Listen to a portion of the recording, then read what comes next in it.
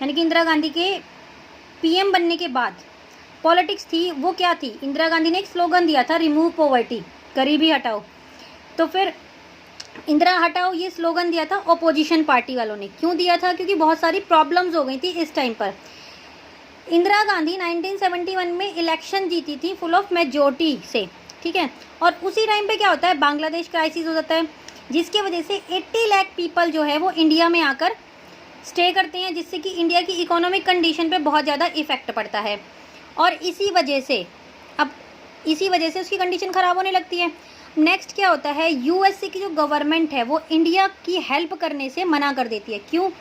क्योंकि इंडिया ने यूएसएसआर से ट्रीटी साइन कर ली थी, तो इस वजह से यूएसए इंडिया की हेल्प करने से मना कर देता है। देन क्या होता है, जितने भी प्राइजेस थे वो इंक्रीज़ होने स्टार्ट हो गए थे, मतलब हर एक चीज़ के प्राइस इंक्रीज़ होने स्टार्ट हो गए थे। और प्राइस इंक्रीज़ किस तरीके से हुए थे, 1973 में ये 23% इंक्रीज़ हो गए थे। उसके अकॉर्डिंग अगर देखेंगे 1974 में ये 30% इंक्रीज़ हो चुके थे सभी चीज़ों के प्राइजेस। तो इंडस्ट्रियल ग्रोथ जो है वो बहुत कम हो गई थी और अनएम्प्लॉयमेंट जो है वो बहुत हाई हो चुकी थी। अब क्या था, गवर्नमेंट ने क्या ऑर्डर दिया, इनके जो एक्सपेंडिचर थे इसे रिड्यूस इसे कम करने के लिए एक्सपेंडिचर को गवर्नमेंट जो ऑफिसर्स है, जो गवर्नमेंट जॉब वाले लोग थे, उनकी सैलरी को रोक दिया। अब 1972 और 73 में क्या होता है, मॉनसून भी फेल हो जाता है, एग्रीकल्चर अच्छा नहीं होता, उसका भी इफेक्ट पड़ता है हमारी कंट्री के ऊपर। तो इससे रिजल्ट क्या निकल के आता है, जो एग्रीकल्चर प्रोडक्ट है वो 8% डिक्लाइन हो जाता है। देन जो नॉन कांग्रेस पार्टी के लीडर थे उन्होंने प्रोटेस्ट करना स्टार्ट कर दिया था गवर्नमेंट के अगेंस्ट, और जितने भी नए लीडर्स, नए ग्रुप्स बने थे, उन्होंने एक्टिविटी इंक्रीज कर दी थी बाय द आर्म्स, उन्होंने आर्म्स टेकन करने स्टार्ट कर दिए थे। देखिए हमारा नेक्स्ट टॉपिक है गुजरात और बिहार, दो जगहों पर मूवमेंट हुए थे, मतलब मेनली दो स्टेट्स को हाईलाइट करके बताया गया है, गुजरात और बिहार में, क्योंकि यहाँ सिमिलर चीज़ें हुई थी। जैसे कि गुजरात में क्या था भाई, दोनों जगह कांग्रेस का रूल था दोनों स्टेट पर। अब यहाँ क्या होता है, यहाँ प्राइजेस इंक्रीज हो जाते हैं सभी चीज़ों के, जैसे कि फूड ग्रेन्स हैं, कुकिंग ऑयल है और बहुत बाकी चीज़ें भी हैं। करप्शन बहुत ज़्यादा बढ़ चुका था। अब मोरारजी देसाई जो थे उन्होंने अनाउंस किया कि इलेक्शन दोबारा से हेल्ड कराए जाएं, वरना वो भूख हड़ताल पर बैठ जाएंगे। देन क्या होता है, 1975 में दोबारा से इलेक्शन हेल्ड किए जाते हैं। अब ये तो हो गए गुजरात के। अब बिहार में भी सेम सिचुएशंस थी, वहाँ पे भी कांग्रेस रूल कर रहा था। स्टूडेंट ने प्रोटेस्ट किया भाई, वहाँ भी प्राइस इंक्रीज हो चुके थे, फूड ग्रेन, कुकिंग ऑयल, बाकी और चीज़ें, अनएम्प्लॉयमेंट, करप्शन बढ़ता जा रहा था। तो स्टूडेंट्स ने इनवाइट किया जेपी नारायण को एज अ लीडर कि आप आके हमें लीड कीजिए, हमारे लीडर बनिए। जेपी नारायण कौन थे, सोशल वर्कर थे, उन्होंने इस चीज़ को एक्सेप्ट किया, लेकिन क्या बोला, ये सारा काम होगा सिर्फ नॉन वायलेंस तरीके से, ठीक है। और अब इन्होंने क्या कहा, जो रेलवे एम्प्लॉयज़ थे उनसे भी बोला कि स्ट्राइक कीजिए। जेपी नारायण क्या चाहते थे कि ये जो मूवमेंट है ये सिर्फ बिहार तक ना रहे, ये पूरी कंट्री में फैले। तो जेपी नारायण को बहुत से नॉन कांग्रेस लीडर्स ने, ओपोजिशन पार्टीज ने प्रोटेक्ट भी किया, सपोर्ट भी किया, जैसे कि भारतीय लोकदल पार्टी, सोशलिस्ट पार्टी और बाकी अदर पार्टीज। अब क्या हुआ, यहाँ पे इंदिरा गांधी के अगेंस्ट प्रोटेस्ट होना स्टार्ट हो गया। तो इंदिरा गांधी को क्या था, ये विश्वास हो चुका था कि ये जो कुछ भी हो रहा है ये ओपोजिशंस वाले पर्सनली इंदिरा गांधी के लिए ही कर रहे हैं। तो अब ऐसे में क्या होता है, जुडिशरी और गवर्नमेंट के बीच कॉन्फ्लिक्ट होता है, जुडिशरी के साथ कॉन्फ्लिक्ट होता है। कैसे कि गवर्नमेंट और जुडिशरी के बीच बहुत सारे डिफरेंसेस आ जाते हैं। हम पहले पढ़ चुके हैं केशवानंद भारती केस के बारे में, जिसमें ये बोला गया था कि जो कॉन्स्टिट्यूशनल इशू हैं इन्हें एमर्ज कर सकते हैं। As we read about the Keshavananda Bharati case, this constitutional issue had emerged. इस कॉन्स्टिट्यूशनल में 3 चीज़ें इमर्ज की गई थी। जो केशवानंद भारती केस था इसमें 3 चीज़ें कॉन्स्टिट्यूशन में इमर्ज की गई। इसमें ये पूछा गया, क्या पार्लियामेंट ही फंडामेंटल राइट है? सेकंड, पार्लियामेंट रिड्यूस कर सकता है राइट टू प्रॉपर्टी को या नए अमेंडमेंट बना सकता है? थर्ड, पार्लियामेंट अमेंड कर सकता है या रिड्यूस कर सकता है फंडामेंटल राइट और डायरेक्टिव प्रिंसिपल को। ये 3 चीज़ें कॉन्स्टिट्यूशन में मर्ज की गई, लेकिन सुप्रीम कोर्ट ने इस चीज़ को बोला कि नहीं, ऐसा कुछ नहीं हो सकता। Parliament can not amend these features, in feature में पार्लियामेंट अमेंड नहीं कर सकता। अगर पार्लियामेंट कुछ करेगा, कॉन्स्टिट्यूशन में हम सिर्फ अमेंडमेंट कर सकते हैं, लेकिन हम उसके ग्राउंड जो हमारे जो बेसिक चीज़ें उसमें ऑलरेडी इंक्लूड है उनके साथ हम छेड़छाड़ नहीं कर सकते, तो पार्लियामेंट ये सारे काम नहीं कर सकता। तो इन सब के बाद क्या होता है, उस टाइम जो सुप्रीम कोर्ट के चीफ जस्टिस ऑफ इंडिया थे उनकी पोजीशन खाली हो जाती है, वैकेंट हो जाती है, क्योंकि उनका वो लास्ट टाइम चल रहा था, उनकी पोजीशन खाली हो जाती है। अब देखिए जो सुप्रीम कोर्ट में क्या है, ग्रुप होता है, मतलब 31, 32, 25, 20 ऐसे ग्रुप होता है जजेस का, ठीक है। तो उनमें से एक इनका चीफ जस्टिस ऑफ इंडिया यानी कि जैसे एक हेड होता है वो बनते हैं। तो जो इनका सीनियर मोस्ट जज होगा वो सिलेक्ट किया जाता है position of chief justice of India. लेकिन उस टाइम पर क्या हुआ था, जो 3 मोस्ट सीनियर जज थे उन्हें अपॉइंट ना करके उनसे अलग दूसरे जज को इस पोजीशन के लिए सिलेक्ट किया गया। इस टाइम पे क्या चल रहा था, बहुत बड़ी कंट्रोवर्शियल चल रहा था पॉलिटिकल फील्ड में, तो इसलिए ये सारी चीज़ें हुई। अब इसके वजह से क्या होता है, इसके वजह से कंट्री में एमरजेंसी डिक्लेयर हो जाती है, ये सारी चीज़ें जो चल रही हैं, ठीक है। तो 12 जून 1975 को जस्टिस जगमोहन लाल सिन्हा क्या बोलते हैं, इलाहाबाद के हाई कोर्ट में उन्होंने एक जजमेंट पास की कि इंदिरा गांधी के जो लोकसभा के इलेक्शन हुए थे वो इनवैलिड है। अब ऐसा क्यों हुआ, क्यों बोला उन्होंने, इसलिए बोला कि जो सोशलिस्ट लीडर थे एक, जिनका नाम था राजनारायण, उन्होंने इंदिरा गांधी के अगेंस्ट एक पिटीशन फाइल की। उसमें यह था कि इंदिरा गांधी ने अपने इलेक्शन कैंपेन के लिए गवर्नमेंट सर्वेंट की हेल्प ली थी, जो कि इनवैलिड है, आप नहीं कर सकते। आप अपने किसी भी इलेक्शन कैंपेन के लिए गवर्नमेंट सर्विसेज का, सर्वेंट्स का यूज़ नहीं कर सकते।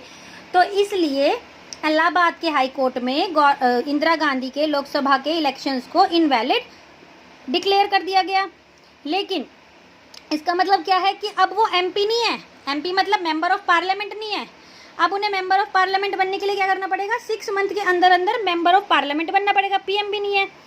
लेकिन सुप्रीम कोर्ट ने इंदिरा गांधी के फेवर में डिसीजन लेके ये बोला कि वो मेंबर ऑफ पार्लियामेंट तो हैं, लेकिन वो लोकसभा के किसी भी प्रोसेस में पार्टिसिपेट नहीं करेंगी, किसी भी काम में, किसी भी डिसीजन में, किसी भी मीटिंग में पार्टिसिपेट नहीं करेंगी। देखिए नेक्स्ट टॉपिक क्या है, क्राइसिस एंड रिस्पॉन्स। क्या होता है, जो अपोजिशन पार्टी थे, पॉलिटिकल पार्टी जितनी भी थी, जैसे कि जयप्रकाश नारायण थे, इन्होंने इंदिरा गांधी के अगेंस्ट क्या बोला, ये मतलब इन्होंने ये कहा कि इंदिरा गांधी को ये कहा जाए कि ये रेजिग्नेशन दें अपनी पोस्ट से, रिज़ाइन कर दें अपनी पोस्ट से, ठीक है। तो 25 जून 1975 को जयप्रकाश नारायण ने दिल्ली के रामलीला मैदान में एक वो रखा, जैसे कि मीटिंग रखी, उसमें उन्होंने ये डिक्लेयर किया कि on 25 June 1975 Jayaprakash announce the national wide satyagraha for her resignation and ask, इन्होंने क्या कहा, भाई इन्हें रेजिग्नेशन देना पड़ेगा, और जितने भी आर्मी फोर्स हैं, पुलिस वाले, उनसे ये बोला कि आप किसी भी इलीगल और इमोरल ऑर्डर को फॉलो नहीं करेंगे। तो 25 जून 1975 को क्या होता है, गवर्नमेंट डिक्लेयर कर देती है, इंटरनल डिस्टर्बेंस की वजह से आर्टिकल 352 लगा दिया जाता है, इमरजेंसी डिक्लेयर हो जाती है। कॉन्स्टिट्यूशन प्रोवाइड कराए, अब कॉन्स्टिट्यूशन के पास ये स्पेशल पावर होती है, कॉन्स्टिट्यूशन में ये स्पेशल पावर इंक्लूड है कि गवर्नमेंट इमरजेंसी डिक्लेयर कर सकता है अगर हमारी कंट्री में ऐसी कोई प्रॉब्लम होती है। तो emergency proclaimed, all the powers are concentrated in the hand of union government. अब जितनी भी पावर है वो यूनियन गवर्नमेंट के हाथ में आ गई है। तो नेक्स्ट पॉइंट है हमारा, the government also reduce all और any fundamental right during the emergency के टाइम पे क्या होगा, जितने भी हमारे फंडामेंटल राइट हैं वो गवर्नमेंट के हाथ में, वो रिड्यूस कर देगी। अब आपके पास इमरजेंसी के टाइम पे कोई फंडामेंटल राइट नहीं है। 25 जून 1975 को जो हमारे प्रेसिडेंट थे फखरुद्दीन अली अहमद, इन्होंने इंडिया में फाइनली डिक्लेयर कर दी भाई इमरजेंसी है। तो अब क्या होता है, इस टाइम पर न्यूज़पेपर्स की इलेक्ट्रिसिटी को डिस्कनेक्ट कर दिया गया था, जिस वजह से क्यों करा, जिससे कि न्यूज़पेपर वाले इन्फॉर्मेशंस पूरी कंट्री में नहीं पहुंचा सके, जिससे कि और ज़्यादा प्रॉब्लम्स होनी स्टार्ट हो जाएं। तो इलेक्ट्रिसिटी कट कर दी गई थी। Early morning a large number of leader and worker the opposition party were arrest कर लिए गए थे, और कैबिनेट को इन्फॉर्म किया गया था कि स्पेशल मीटिंग है सुबह 6 बजे 26 जून को। अब नेक्स्ट है हमारा कॉन्सिक्वेंसीज। कॉन्सिक्वेंसीज क्या होती हैं? देखिए भाई, ये सब कुछ जो हो रहा है हमारी कंट्री में, इमरजेंसी हो गई है, इमरजेंसी डिक्लेयर हो गई है, अब इसके रिजल्ट क्या निकल के आते हैं? कॉन्सिक्वेंसीज क्या होती हैं कि स्ट्राइक्स होनी स्टार्ट हो गई थी, बैंड, हर चीज़ें बंद होनी स्टार्ट हो गई थी, बहुत सारे लीडर जो थे उन्हें जेल के अंदर डाल दिया गया था, गवर्नमेंट ने जो प्रेस के पास फ्रीडम होती है उसे सस्पेंड कर दिया कि अब आपके पास कोई फ्रीडम नहीं है कोई भी न्यूज़ को डिक्लेयर करने के लिए। न्यूज़पेपर बिना पूछे कोई भी, बिना अप्रूवल लिए कोई भी मटेरियल जनता तक नहीं पहुंचाएंगे। गवर्नमेंट ने बैन कर दिया राष्ट्रीय आरएसएस एंड जमीयत इस्लामी। बहुत से फंडामेंटल राइट जो सिटीजन्स के थे वो सस्पेंड कर दिए गए थे, जिसके अंदर इंक्लूड था fundamental right of citizen to move the court for the restoring their fundamental right, कि आप कोर्ट के पास नहीं जा सकते अपने फंडामेंटल राइट्स के लिए। 11th में पढ़ चुके हैं ना कि अगर हमारे फंडामेंटल राइट का वायलेंस हो रहा है तो हम कोर्ट में जाके उसके अगेंस्ट अपील कर सकते हैं, लेकिन अब इमरजेंसी के टाइम पे ऐसा कुछ नहीं, आप नहीं जा सकते। बहुत से लोगों को अरेस्ट भी किया गया था, और क्या गया था, उन्हें बताया भी नहीं गया था कि भाई उन्हें अरेस्ट क्यों किया जा रहा है। इवन हैबिकस करप्स पिटीशन जो होती है ये करने के लिए भी मना कर दिया था। तो हाई कोर्ट ने एक ग्रीन सिग्नल दे दिया था कि आप हैबिकस करप्स कर सकते हैं, लेकिन सुप्रीम कोर्ट ने 1976 में इसे डिनाई कर दिया। अब इमरजेंसी के टाइम पे गवर्नमेंट ने सिटीजन्स के right to life and liberty को भी टेक अवे कर लिया था। तो ये क्या था, ये बहुत क्यों कर रहा था, ये सारी क्यों चीज़ें चल रही थी? क्योंकि it was most controversial judgement of the supreme court. ये सुप्रीम कोर्ट का बहुत बड़ा कॉन्ट्रोवर्शियल जजमेंट था। क्यों? क्योंकि इमरजेंसी चल रही थी कंट्री में, तो अब आप कुछ नहीं कर सकते। तो बहुत सारे पॉलिटिकल वर्कर्स जो थे उन्हें अरेस्ट कर लिया गया, ठीक है, और उन्हें जो कि the first way went to underground and the organise protest, जो अंडरग्राउंड हो गए थे, यानी कि जो बच गए थे, जिन्हें अरेस्ट नहीं कर पाए थे, उन्होंने गवर्नमेंट के अगेंस्ट प्रोटेस्ट करना स्टार्ट कर दिया। न्यूज़पेपर, बहुत से न्यूज़पेपर जैसे कि इंडियन एक्सप्रेस, इन्होंने स्टेटमेंट दी थी, स्टेटमेंट के थ्रू प्रोटेस्ट किया censorship, against the censorship. Magazine जैसे कि सेमिनार और मेन स्ट्रीम, इन्हें भी क्या करा था, बंद कर दिया था कि कुछ नहीं होगा। बहुत से जर्नलिस्ट जो थे उन्हें अरेस्ट कर लिया गया था इमरजेंसी के टाइम पे। एक कन्नड़ राइटर थे शिवारामा करनाथा, इन्हें अवार्ड मिला था पद्म भूषण का। और हिंदी राइटर थे फणीश्वरथा रेणु, इन्हें भी अवार्ड मिला था पद्मश्री का। इन्होंने गवर्नमेंट को वो अवार्ड रिटर्न कर दिए थे। देखिए, डेमोक्रेसी गवर्नमेंट में ऐसा होता है कि आप गवर्नमेंट को उनके अगेंस्ट जा रहे हो, उन्हें अपना गुस्सा शो करने के लिए उनके थ्रू जो तुम्हें अवार्ड मिलते हैं आप उन्हें वापस दे सकते हो कि नहीं, हम गवर्नमेंट के फेवर में नहीं है। क्योंकि हमारी डेमोक्रेटिक गवर्नमेंट थी, हमारी जब कंट्री बनी थी तो क्या बोला गया था कि इंडिया एक डेमोक्रेटिक कंट्री होगी। लेकिन इंदिरा के टाइम पे बहुत से नॉन कांग्रेस लीडर ने क्या प्रोटेस्ट किया था, क्यों प्रोटेस्ट किया था? सिर्फ इस वजह से कि आप डेमोक्रेसी बोल रहे हो कि हमारी कंट्री में डेमोक्रेसी है, लेकिन एक्चुअल में है कहाँ पे? डेमोक्रेटिक कंट्री तो है ही नहीं। तो इन्होंने इस सब चीज़ क्या करा था, वापस कर दिए award in protest against the suspension of democracy. क्योंकि यहाँ पे जो डेमोक्रेसी है वो खत्म हो चुकी है, जब डेमोक्रेसी है ही नहीं तो हम इनके फेवर में नहीं है। तो the parliament also brought in is many new changes to the constitution. A 42 amendment was also passed during the emergency. emergency के टाइम पे 42 amendment भी पास किया गया था। और emergency के टाइम पे जो elections थे वो 1 साल पोस्टपोन कर दिए गए थे। तो ये हमारे चैप्टर का फर्स्ट पार्ट है, बाकी जो लेफ्ट चैप्टर है वो हम सेकंड पार्ट में पढ़ेंगे। Thank you.